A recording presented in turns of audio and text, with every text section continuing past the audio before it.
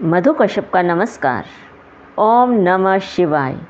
श्री शिव पुराण कथा द्वितीय खंड 5वां अध्याय। ब्रह्मा जी ने कहा, हे नारद, मैंने भगवान विष्णु की विनती करते हुए कहा, हे प्रभु, आप अपना सेवक जानकर मेरा दुख दूर कीजिए। हे दीन बंधु, आप अपने सेवकों के हित के लिए ही अवतार लेते हैं, अतः इस समय आप प्रकट हो गए। जिस समय मैंने उन्हें प्रणाम किया उस समय वे हंसकर कहने लगे, हे ब्रह्मा, आपने हमें किस लिए स्मरण किया है? आपको कौन सा कष्ट है? तब मैंने उन्हें कामदेव जी का शिव जी के पास जाने और निराश होकर लौट आने का संपूर्ण वृत्तांत कह सुनाया। उसे सुनकर विष्णु जी बोले, हे ब्रह्मा, आप शिव जी को पत्नी सहित क्यों देखना चाहते हैं? उन्हें अकेला क्यों नहीं रहने देते? आपकी मनोभिलाषा को जानकर ही हम कुछ उपाय बताएंगे। श्री विष्णु जी के मुख से यह वचन सुनकर मैंने उन्हें वह वृत्तांत कह सुनाया कि कैसे मैंने अपनी पुत्री संध्या के साथ मैथुन करना चाहा था और शिवजी ने प्रकट होकर मुझे धिकारा था। मैंने कहा कि जब तक मैं शिवजी को सहपत्नी नहीं देख लूँगा तब तक मेरे हृदय का क्षोभ नहीं जाएगा। हे नारद, मेरी बात सुनकर विष्णु जी ने कहा, हे ब्रह्मा, आप अपनी इस मूर्खता को दूर कर दें। आप जो शिवजी को अपना पुत्र समझकर बुद्धि के विरुद्ध बातें कह रहे हैं वह उचित नहीं है। हम और आप दोनों ही उनके सेवक हैं। वे सर्वथा स्वाधीन एवं भक्तों पर अनुग्रह करने वाले हैं। यदि आपकी यही इच्छा है कि वे अपना विवाह कर लें तो आपको उनकी शरण में जाना उचित है।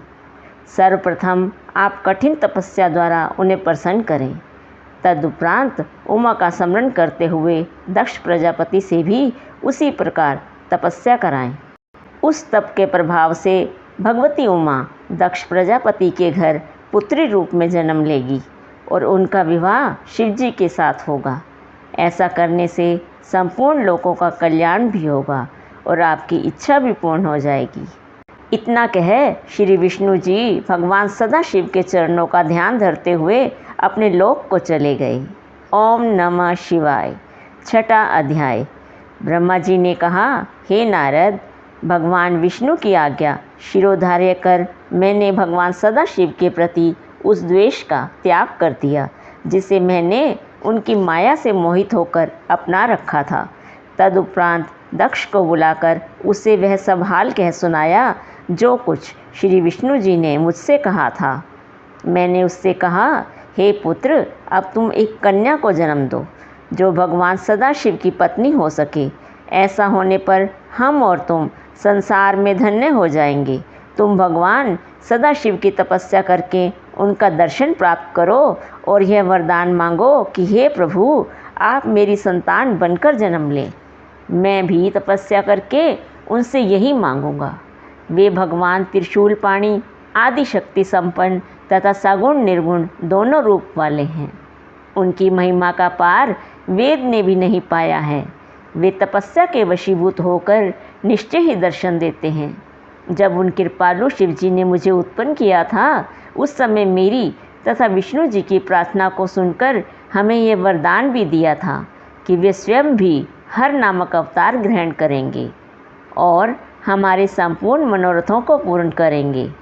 उन्होंने यह भी बताया था कि उनकी आदि शक्ति, जिनके अंश से लक्ष्मी की उत्पत्ति हुई है, भी एक कला से उमा के रूप में जन्म लेकर हर अवतार की पत्नी होगी। भगवान सदाशिव ने बताया था कि हमारे स्वरूप की आदि शक्ति द्वारा ही इस संपूर्ण सृष्टि की उत्पत्ति होती है और वह आदि शक्ति समस्त संसार की माता है। हे दक्ष, वे आदि शक्ति तुम्हारे घर में सती नाम से जन्म लेंगी।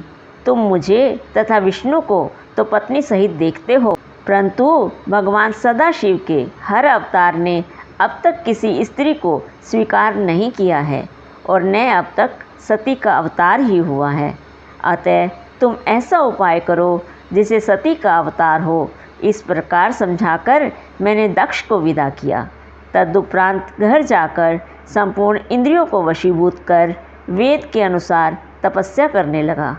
मैंने अपने मन में श्री जगदम्बा का ध्यान कर श्वास को मस्तक पर चढ़ा लिया और मन के वेग को जीत कर उनकी स्तुति की। तब मेरी उस तपस्या से प्रसन्न होकर श्री जगदम्बा ने मुझे सेवक जानकर दर्शन दिया। ओम नमः शिवाय।